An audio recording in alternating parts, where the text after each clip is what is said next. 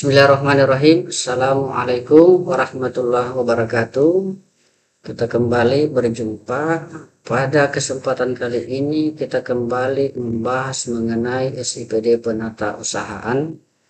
Dan kali ini kita akan membahas mengenai tata cara penginputan pembayaran LS gaji susulan ASN. Di mana untuk penginputan di aplikasi SIPD, pembayaran gaji susulan itu berbeda tata caranya jika dibandingkan dengan pembayaran LS gaji induk. Salah satu perbedaannya itu untuk pembayaran gaji susulan tidak perlu kita melakukan upload template gaji di aplikasi SIPD. Jadi template yang diupload itu hanya untuk kebutuhan gaji induk. Kita langsung ke aplikasinya. Seperti biasa, login menggunakan user bendahara pengeluaran. Kemudian pilih menu penata usahaan pengeluaran, masuk ke pembuatan SPP, pilih menu LS. Kemudian di dalam menu LS ada 3 pilihan. Pertama adalah SPP LS, LS gaji, dan LS TPP. Untuk gaji susulan kita pilih SPP LS. Kemudian pilih tanggal, sesuai tanggal SPP, pilih PPTK, masukkan uraian gaji. Itu adalah pembayaran gaji susulan. Kemudian di menu berikutnya itu ada checklist atau pilihan untuk rekening gaji susulan, itu kita aktifkan. Kemudian pilih OK, pilih SPD, checklist SPD, tambah. Di menu tanda panah ke bawah jangan lupa dibuka sampai ke level rekening terkecil. Kemudian kita masukkan nilainya, sesuaikan dengan pembayaran berdasarkan kode rekening belanja. Ini sudah saya masukkan ke Excel untuk memudahkan penginputan. Pertama checklist untuk gaji pokok, masukkan nilainya. Kemudian untuk tunjangan keluarga, checklist. Kemudian tunjangan personal,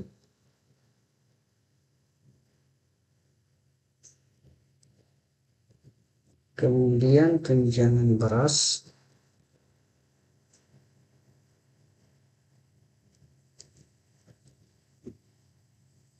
PPH,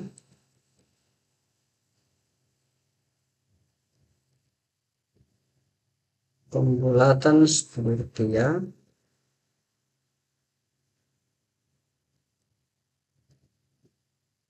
JKK,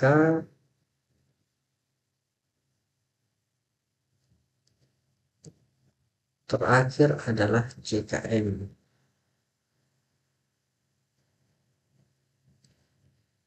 Sudah itu simpan.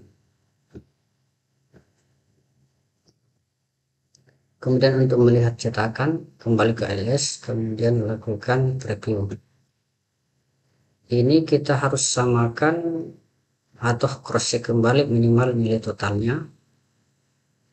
7.426, 7.426.406.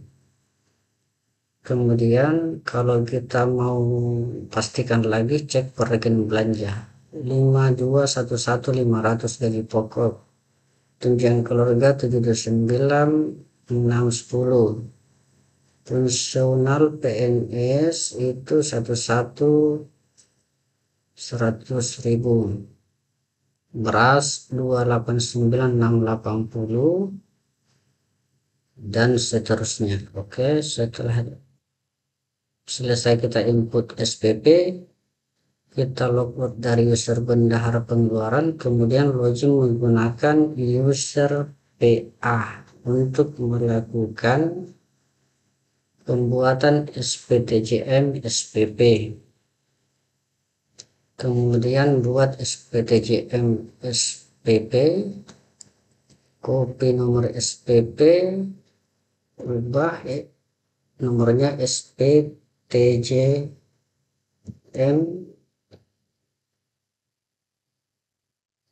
SPP,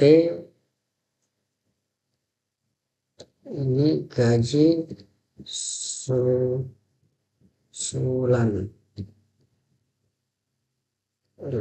SPTJM SPP gaji susulan, kemudian tanggalnya diselesaikan dengan tanggal SPP, kemudian simpan.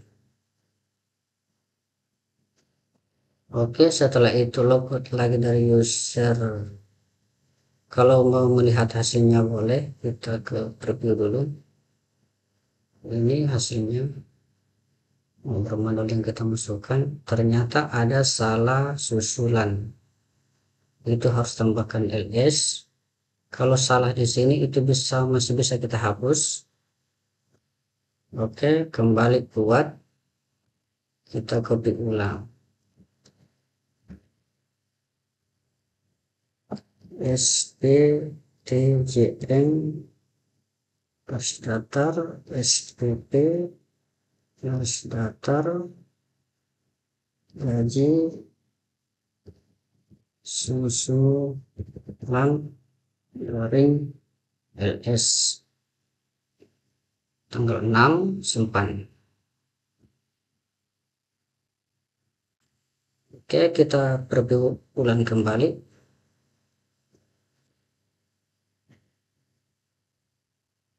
Oke, sudah cocok.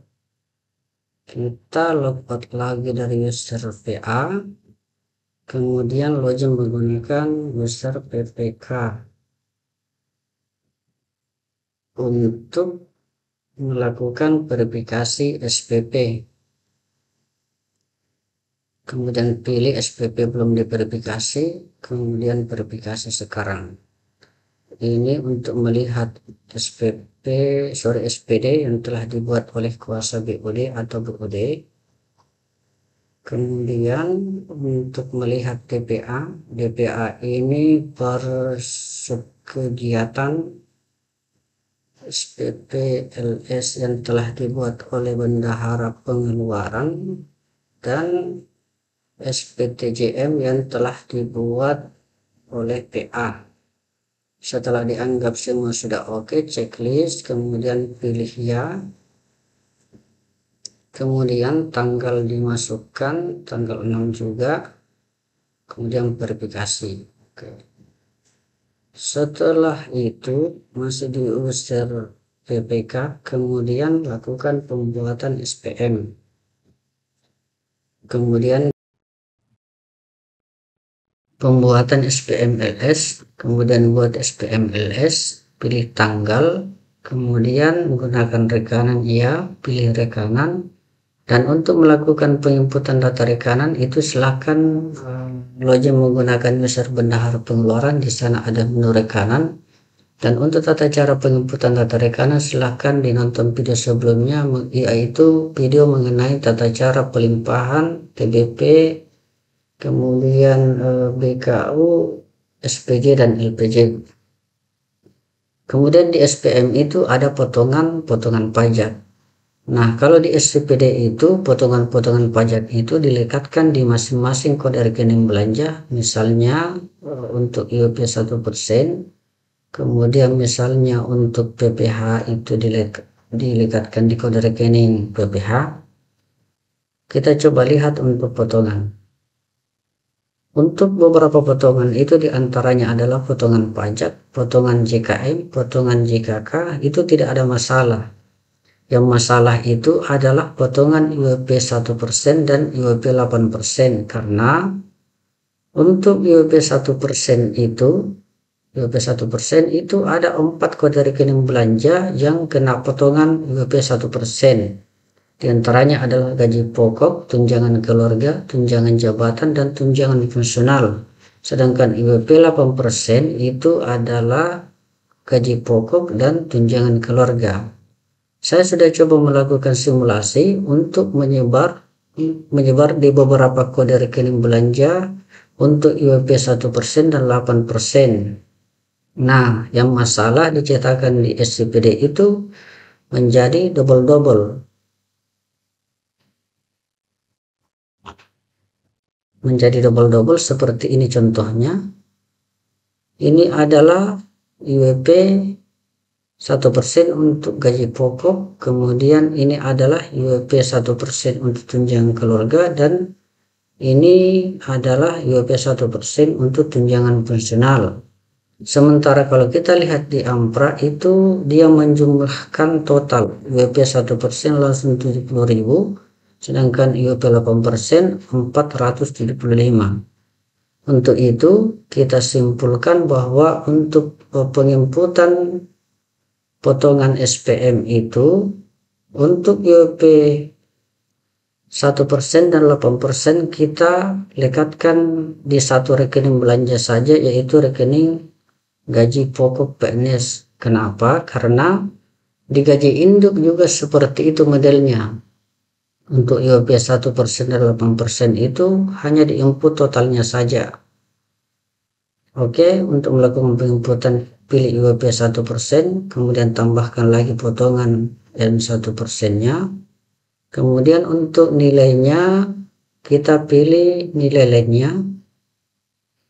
Begitupun IWP 1%, kemudian kita masukkan nilainya.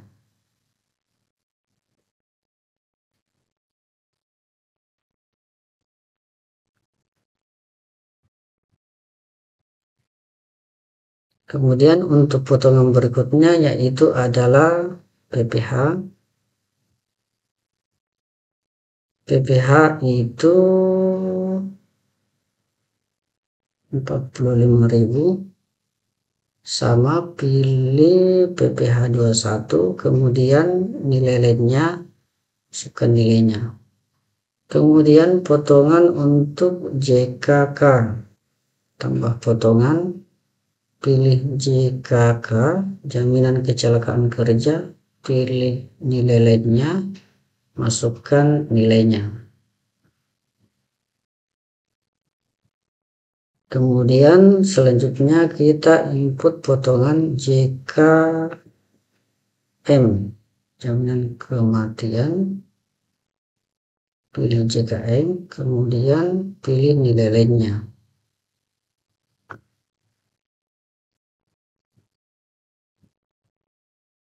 Oke, sudah itu silahkan disimpan. Nah, ini untuk tombol simpannya itu masih tanda larang, artinya belum bisa disimpan. Itu kita harus melakukan cek rekening terlebih dahulu.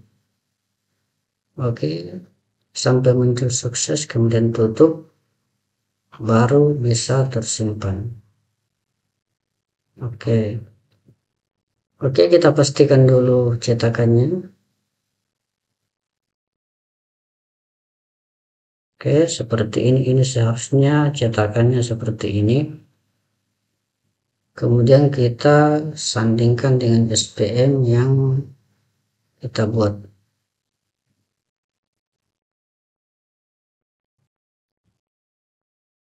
Ini SPM berdasarkan SPM manual. Intinya kita cek untuk potongannya, totalnya itu adalah 641.306. Cocok.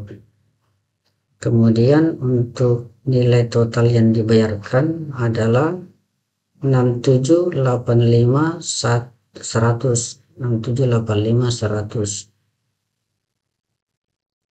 Kemudian nilai kotornya itu 7426.406. Oke, cocok. Setelah itu kita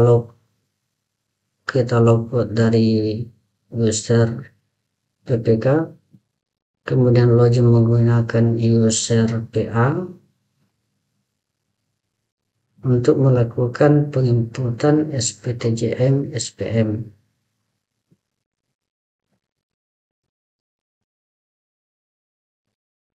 Untuk nomor SPTJM, copy nomor SPM, kemudian tambahkan SPTJM garis datar SPM kemudian garis datar lagi gaji susulan, kemudian jangan lupa garing tanggal 6, kemudian simpan.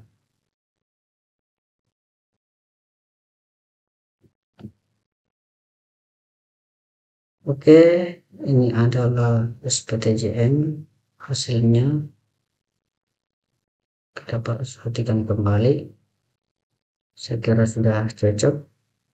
Mungkin inilah yang bisa saya sampaikan pada kesempatan ini. Lebih dan kurangnya mohon dimaafkan. Jika ada yang perlu dibahas, silahkan Anda komen di kolom chat. Mudah-mudahan ada manfaatnya buat kita semua. Saya kira assalamualaikum warahmatullahi wabarakatuh.